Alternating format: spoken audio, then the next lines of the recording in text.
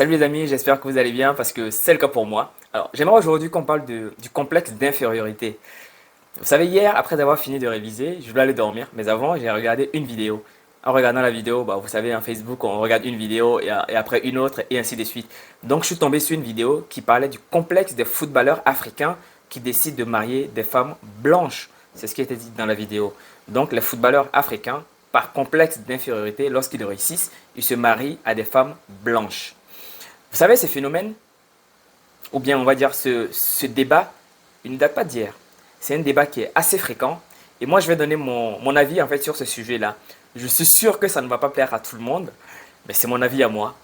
Et je pense que je me dois de donner mon positionnement vis-à-vis de ce sujet-là. Parmi ces personnes-là qui disent que les footballeurs vont prendre des femmes blanches au détriment de leurs sœurs, est-ce que vous connaissez l'histoire qui les lie à ces femmes blanches? Vous savez, il est très facile de juger parfois. Il est facile de prendre un positionnement vis-à-vis d'une situation. Aucun d'entre nous ne connaît l'histoire réelle qui lie ces personnes-là. Peut-être qu'il l'a rencontré lorsqu'il n'était même pas encore footballeur. Et je suis sûr que beaucoup de footballeurs, parce que j'en connais, pas personnellement, mais qui ont rencontré leur âme sœur avant même de devenir ce qu'ils ont, l'étoile filante en fait qu'ils sont. Mais vous ne tenez pas compte de ça. Et la plupart du temps, on dit que c'est un complexe d'infériorité de ces gens-là. Moi, je ne pense pas que ce soit un complexe d'infériorité. Je pense que c'est plutôt les gens qui les critiquent, en fait, qui ont ce complexe-là. Pourquoi il n'est pas venu marier sa sœur africaine au détriment de la femme blanche? Quelle est la différence entre cette femme blanche-là et vous? Ça, c'est l'une des questions qu'il faut se poser également. Moi, je pense qu'il faut être réaliste à un moment donné. On rencontre notre âme sœur dans des endroits qu'on fréquente le plus. Ça va être soit à l'école, ça va être soit au boulot, ça va être soit, je ne sais pas, mais en tout cas dans les endroits qu'on fréquente le plus. Maintenant, si vous n'avez jamais été dans ces endroits-là, dans les endroits que fréquentent ces footballeurs-là, comment voulez-vous que ces footballeurs vous rencontrent? Telle est la question. Je pense que parfois, il faut faire de l'introspection. Pourquoi est-ce qu'ils ne viennent pas nous marier, nous, mais ils marient ces femmes blanches-là? Eh bien, écoutez, ce sont ces femmes blanches qu'ils rencontrent dans son cercle restreint.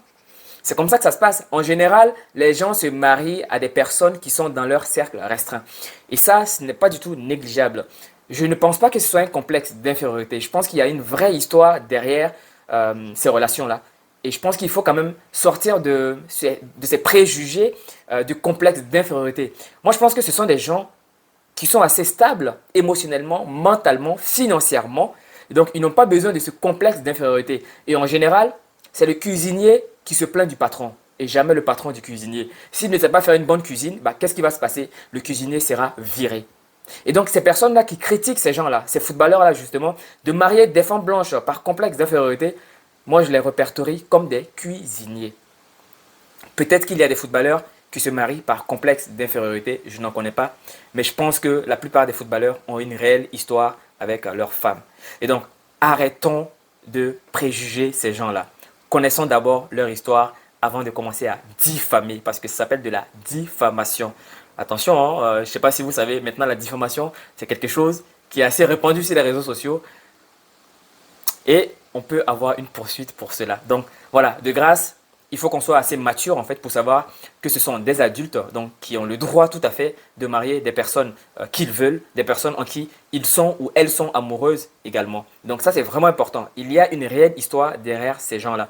Il ne faut pas juste regarder la couleur de peau pour dire que en fait finalement il a un complexe d'infériorité. Je ne vois pas en quoi le complexe d'infériorité viendra s'immiscer dans les relations amoureuses.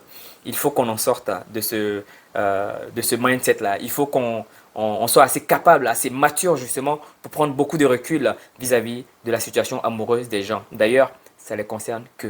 Donc, laissons-les vivre leur vie.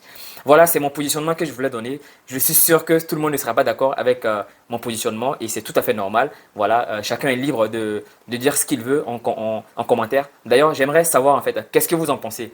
Moi, je pense qu'en général, on rencontre notre âme sœur dans les endroits qu'on fréquente le plus. Ça va être à l'école, ça va être dans les endroits qu'on se rassemble, ça va être au boulot et ainsi de suite en fait. Donc, ces footballeurs-là, ils rencontrent des femmes de leur entourage immédiat et c'est comme ça que ça se passe. Si vous voulez rencontrer des personnes riches, allez là où sont les riches. Vous ne pouvez pas rester dans des quartiers pauvres, par exemple, pour espérer rencontrer un riche. Ce n'est pas pour balancer quoi que ce soit à l'endroit des personnes qui ont les moins aisées, mais je vais juste dire qu'on rencontre des personnes de notre standing dans des endroits que nous fréquentons le plus. Et donc, si vous voulez rencontrer aussi des footballeurs, allez sur les terrains de foot, allez regarder des matchs. Vous allez en rencontrer un, certainement un jour. Voilà, c'était mon analyse vis-à-vis de la situation. Qu'est-ce que vous en pensez? Quel est votre positionnement par rapport à cela? Mettez-le moi en commentaire et on se retrouve très certainement dans une nouvelle vidéo. On est chez Traoré. Au revoir.